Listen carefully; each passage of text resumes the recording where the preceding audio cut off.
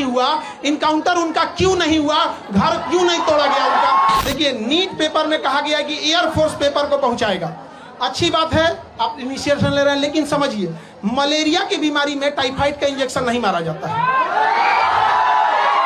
NEET paper परीक्षा paper पहुंचने की समस्या नहीं थी कि एयरफोर्स का हम यूज कर रहे हैं, समस्या थी जहां से छप रहा है, जहां से बन रहा है, वहीं पे लीक हो जा रहा है। जो पकड़े गए हैं टीचर, उनको फांसी अब तक क्यों नहीं हुआ, इनकाउंटर उनका क्यों नहीं हुआ, घर क्यों नहीं तोड़ा गया उनका, सवाल ये है। आप में से बताइए, इतने लोग, ये सब सिलेक्टेड पुलिस वाले हैं यहाँ पर, इन सब से कहते हैं पेपर लीक करने वालों को बकसना चाहिए, किसी को नहीं बकसना चाहिए यहाँ पर। और अगेन सरकार प्रयास कर रही है, एयरफोर्स भी इसमें ला रही है, बट समझिए ध्यान से, एयरफोर्स क्या करेगी, पेपर तो नहीं छापेगी, एयरफोर्स ट्रांसपोर्टेशन का काम करेगी, हेलीकॉप्टर से ड्रॉप कर देगी। लेकिन जहां से छप रहा है उन बेईमानों को जब तक सजा नहीं देंगे, ऐसे ही गरीब घर के बच्चों का हक मारा जाएगा।